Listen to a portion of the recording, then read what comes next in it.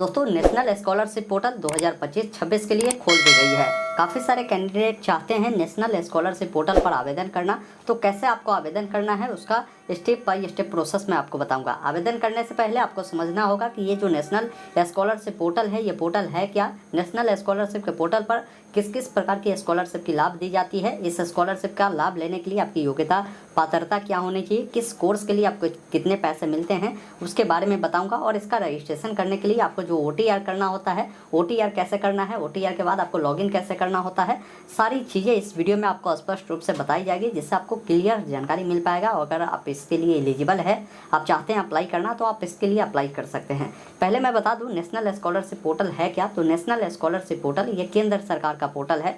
जैसे क्या होता है ना कि केंद्र सरकार की भी जो भी स्कॉलरशिप स्कीम होते हैं उसका लाभ तो मिलता ही है। बहुत सारे स्टेट गवर्नमेंट का भी जो स्कॉलरशिप का लाभ है वो आपको नेशनल स्कॉलरशिप पोर्टल के माध्यम से ही दिए जाते हैं। जैसे मैं आपको कुछ स्कॉलरशिप के बारे में बता दूं, जैसे आप जानते होंगे सेंट्रल सेक्टर स्कीम के बारे में। सेंट्रल सेक्टर स्कीम हर स्टेट में क्या होता है ना कि जब 12वीं बोर्ड होती है, 12वीं बोर्ड में बच्चे की जो नंबर है काफ़ी अधिक होता है, तो कैंडिडेट की जो लिस्ट है उस बोर्ड स्टेट बोर्ड के द्वारा एक लिस्ट जारी कर दिया जाता है कि हमारे बोर्ड में इतने बच्चों ने काफ़ी अच्छा नंबर लाया है। तो उन बच्चों को बेनिफिट जो है वो बोर्ड नहीं देती है, वो आपका जो ये नेशनल स्कॉलरशिप का पोर्टल है उस पर आपको जो है आवेदन कर इसका बेनिफिट लेना होता है। ऐसे बहुत सारे स्कीम हैं, जैसे NMMS national means cum merit scholarship होता है। इसके तहत 8वीं या 7वीं कक्षा में ही बच्चों की एक एंट्रांस ली जाती है। जो बच्चे इसमें क्वालिफाई किए होते हैं उनको इसका बेनिफिट मिलता है। इसके अलावा PM यशस्वी स्कॉलरशिप होता है, इसका भी लाभ जो है नेशनल स्कॉलरशिप के पोर्टल पर ही दी जाती है। तो इन सब के लिए अभी क्या है ना कि आवेदन प्रक्रिया स्टार्ट हो चुके हैं।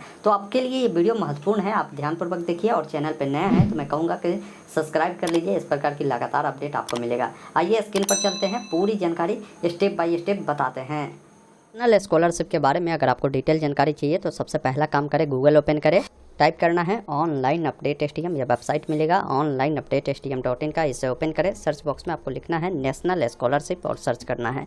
आपके सामने ये आर्टिकल आ जाएगा नेशनल स्कॉलरशिप पोर्टल 2025 का, जिस पर आपको क्लिक करना है। जैसे आप इसको क्लिक करते हैं ना तो यहाँ पर सारी जानकारी इस स्कॉलरशिप के बारे में बताई गई है। इस स्कॉलरशिप की विशेषताएं और लाभ क्या है वो समझ लीजिए। जैसे इस स्कॉलरशिप के तहत केंद्र और राज्य सरकारों की सभी स्कॉलरशिप योजनाओं के तहत जो आवेदन प्रक्रिया है एक ही पोर्टल से लिया जाता है। इस पोर्टल पर काफ़ी सारे कैंडिडेट जो है पहले जो है 2 बार 3 बार आवेदन कर देता था, तो उसको रोकने के लिए, डुप्लीकेशन और धोखाधड़ी को रोकने के लिए डिजिटल जो प्रक्रिया है वो शुरू की गई है। स्कॉलरशिप की जो राशि है डायरेक्ट DBT के माध्यम से विद्यार्थी के खाते में भेजी जाती है। इसमें क्या है ना कि कक्षा 1 से लेकर PhD तक के विद्यार्थी आवेदन कर सकते हैं।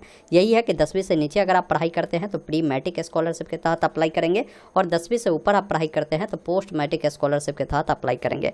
अप्लाई करने के लिए आपको ज़रूरत पड़ता है OTR रजिस्ट्रेशन का, जैसे हम लोग वन टाइम रजिस्ट्रेशन के नाम से जानते हैं, ये आपको देना होगा। बाकी इसका पात्रता मापदंड क्या है, तो आवेदन करने के लिए आप भारतीय नागरिक है, फॉर्म को अप्लाई कर सकते हैं। प्री मैट्रिक के तहत कक्षा 1 से 10वीं तक का बच्चा अप्लाई करेगा। पोस्ट मैट्रिक के तहत 11वीं 12वीं UG PG या कोई भी तकनीकी कोर्स कर रहा है वैसे बच्चे अप्लाई कर सकते हैं।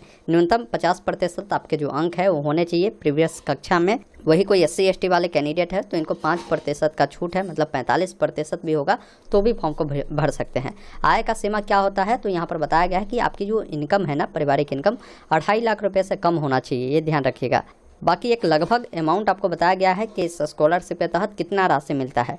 जैसे अगर ग्रेजुएशन अगर आप 3 साल वाला करते हैं तो आपको 12,000 रुपये जो है आपको मिल जाएंगे। वही कोई पोस्ट ग्रेजुएशन कर रहा है तो 20,000 रुपये तक आपको मिल सकते हैं। प्रोफेशनल कोई कोर्स करते हैं तो 20,000 रुपये तक आपको मिल सकते हैं।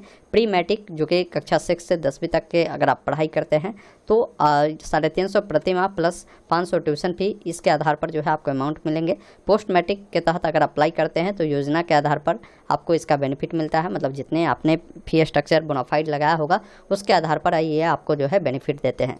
इसमें डॉक्यूमेंट क्या क्या लगता है, तो इसमें आपका आधार कार्ड, इसके अलावा बैंक खाता पासबुक जो कि आधार से NPCI से लिंक होना चाहिए, इनकम सर्टिफिकेट, जाति प्रमाण पत्र, निवास प्रमाण पत्र, बोनाफाइड सर्टिफिकेट, इसके अलावा शैक्षणिक योग्यता से संबंधित जो भी प्रमाण पत्र हो, पासपोर्ट साइज का फोटो, चालू मोबाइल नंबर, ये सारे डॉक्यूमेंट आपको देने होते हैं। बाकी की जानकारी के लिए मैंने यहाँ पर देखिए आपको डायरेक्ट लिंक दे दिया है। आप चाहे तो NSP के पोर्टल पर भी जा सकते हैं और यहाँ से OTR रजिस्ट्रेशन भी कर सकते हैं। तो चलिए मैं NSP के आधिकारिक वेबसाइट पर चलकर आपको जानकारी को बताता हूँ। अभी देख पा रहे होंगे ये नेशनल स्कॉलरशिप का पोर्टल है, यहीं से आपकी जो आवेदन प्रक्रिया है शुरू किए गए हैं 25-26 के लिए। अभी आपको अप्लाई करने से पहले कुछ चीज़ों को समझ लेना है। जैसे मान लीजिए आपको स्कीम के तहत समझना है, तो यहाँ पर जो 3 लाइन मिलता है इस पर क्लिक कर स्कीम ऑन NSP जो ऑप्शन मिलता है ना, आपको इस पर क्लिक करना है। अब यहाँ पर देखिए इसके तहत जो है लगभग कई प्रकार का जो है बेनिफिट दिए जाते हैं अलग अलग प्रकार के कैंडिडेट के लिए भी। यहाँ पर देखिए डिपार्टमेंट ऑफ एम्पावरमेंट ऑफ जो पर्सन ऑफ डिसेबिलिटीज़ है, यानी जो दिव्यांग बच्चे होते हैं ना, उनके लिए ये स्कॉलरशिप चलाए जाते हैं। यहाँ पर इसके तहत वो बच्चा बेनिफिट ले सकता है जिसके लिए अभी आवेदन स्टार्ट नहीं हुआ है, तो यहाँ पर आवेदन जो है सून बताया गया है। वही नीचे आएंगे तो एक और है डिपार्टमेंट ऑफ हायर एजुकेशन। इसके तहत अगर आप अप्लाई करते हैं ना, तो यहाँ पर देखिए सेंट्रल सेक्टर स्कीम, जिसे हम लोग CSS के नाम से जानते हैं, सेंट्रल सेक्टर स्कीम के लिए आवेदन स्टार्ट हो चुके हैं 2 जून से लेकर। इसका लास्ट डेट जो रखा गया है वो 31 अक्टूबर 2025 तक है।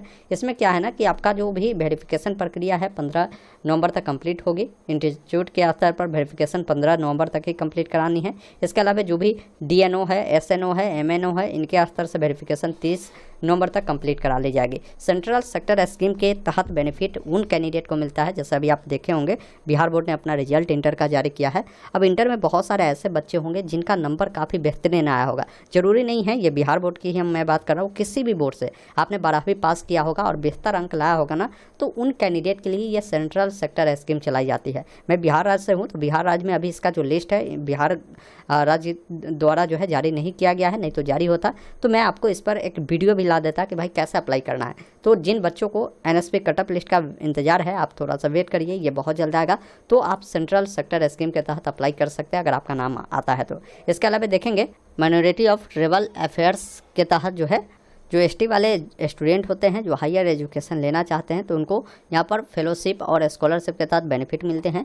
इसके लिए भी 31 अक्टूबर तक आपके आवेदन चलेंगे। उसके बाद देखेंगे डिपार्टमेंट ऑफ स्कूल एजुकेशन के तहत जो है यहाँ पर एक स्कॉलरशिप चलाए जाते हैं NMMS, जो कि national means cum merit scholarship होता है। इसके लिए क्या होता है कि आपके 8वीं कक्षा में ही एक एग्ज़ाम लिए जाते हैं। उस एग्ज़ाम में बच्चे अगर बेहतरीन परफॉर्मेंस करते हैं, जो कि हर राज्य के जो गवर्नमेंट स्कूल होते हैं वहाँ पर ये कंडक्ट करवाई जाती है, तो इसमें अगर आपका नाम आ चुका है, आपने क्वालिफाई कर लिया है, तो इसके तहत अप्लाई कर सकते हैं। आपको जो है यहाँ पर अप्लाई करने का लास्ट डेट 31 यहाँ पर देखेंगे अगस्त तक ही डेट दिया गया है इस स्कॉलरशिप के लिए। इसके अलावा देखेंगे मिनिस्ट्री ऑफ होम अफेयर्स के तहत अगर आप अप्लाई करेंगे तो इसमें प्राइम मिनिस्टर स्कॉलरशिप स्कीम के तहत अप्लाई कर सकते हैं, जिसके तहत सभी लोग अप्लाई नहीं कर सकते हैं। वैसे बच्चे जिनके पेरेंट जो है पुलिस में रहे होंगे या मान लीजिए केंद्र सरकार के कोई जॉब कर रहे होंगे, उस दौरान उनकी पिता की अगर मान लीजिए मृत्यु हो गई है, तो वैसे कैंडिडेट को प्रधानमंत्री छात्रवृत्ति योजना का बेनिफिट मिलता है।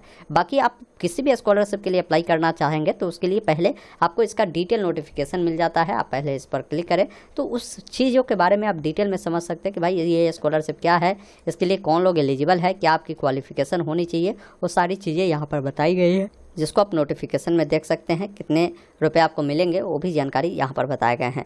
अब बात करते हैं अगला स्कॉलरशिप का, तो अगला स्कॉलरशिप है मिनिस्ट्री ऑफ रेलवे बोर्ड के द्वारा जो रेलवे के खासकर जो स्टाफ होते हैं उनके बच्चों के लिए ये स्कॉलरशिप चलाई जाती है।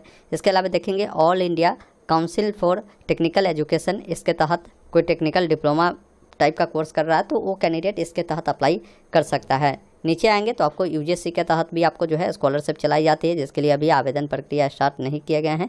इसके अलावा नॉर्थ ईस्टर्न काउंसिल के द्वारा चलाए जाते हैं।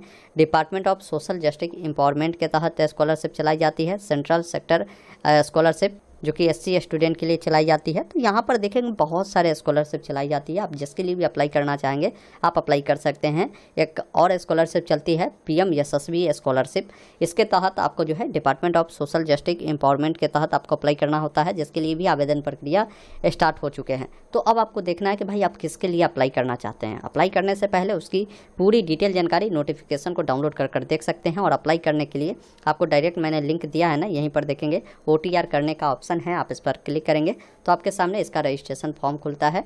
यहाँ पर जिन कैंडिडेट का पहले से OTR हो रखा है तो आप डायरेक्ट क्या कर सकते हैं कि अपना OTR नंबर और पासवर्ड को डालेंगे, इस कैप्चा कोड को डालकर लॉगिन करेंगे। लेकिन अगर आपका OTR नहीं हुआ है तो एक ऑप्शन मिलता है रजिस्टर योरसेल्फ, जिस पर क्लिक करना है, जहाँ पर सारी जानकारी मिलती है। इस दोनों चेक बॉक्स पर टिक कर नेक्स्ट वाले विकल्प पर क्लिक करना है।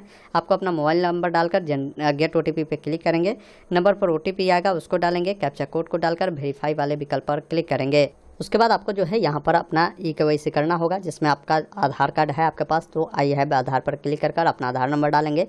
गेट OTP पे क्लिक करेंगे तो OTP आएगा आधार से लिंक नंबर पर, उस OTP को यहाँ पर फिल करना है। उसके बाद कैप्चा कोड को डालकर वेरीफाई वाले विकल्प पर क्लिक करेंगे। यहाँ से आई एग्री आपको करना है। इस प्रकार देखेंगे ना, आपको बताएगा भी कि आपका NPCI सक्सेस है, क्योंकि आपका जो NPCI से लिंक की प्रक्रिया है वो कंप्लीट है, क्योंकि आधार से ही आपको पैसा भेजे जाते हैं। बाकी यहाँ पर जो है कुछ जानकारी आपसे पूछी जा रही है, जिसमें अपनी जानकारी जैसे आपको माताजी का नाम लिखना है, पिताजी का नाम लिखना है, ईमेल ID आपको लिखना है, इस कैप्चा कोड को आपको जो है फिल करना है। और नीचे जब आप आएंगे ना, एक ऑप्शन मिलता है आपको कैप्चा कोड का, उससे फिल कर फिनिश वाले विकल्प पर क्लिक करेंगे।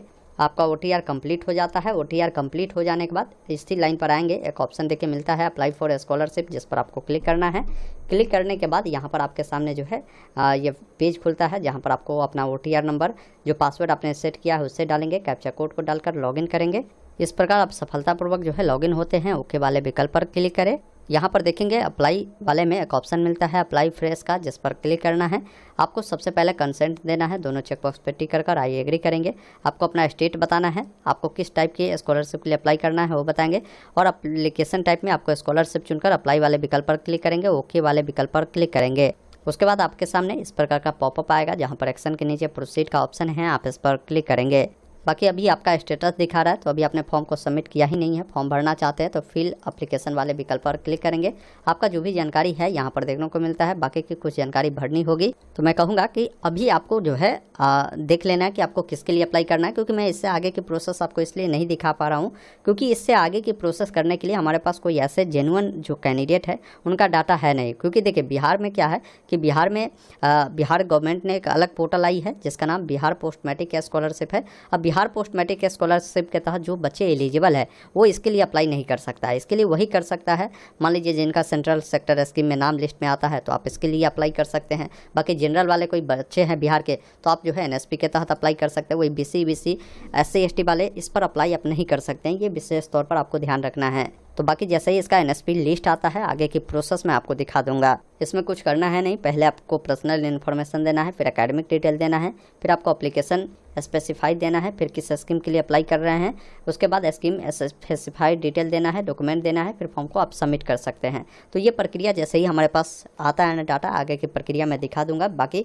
मैंने हर एक चीज़ों को बताया है, आप चाहे तो इनका FAQ को भी डाउनलोड कर पढ़ सकते हैं इस स्कॉलरशिप के बारे में कि कैसे अप्लाई करना है, कैसे आपको जो है यहाँ पर डेमोग्राफी अपडेट करना है, वो चीज़ें भी आपको बताई गई। बाकी अगर आपको लॉग आउट होना है ना तो देखिए ऑप्शन यहीं पर मिलता है लॉग आउट का, आप यहाँ से लॉग आउट भी हो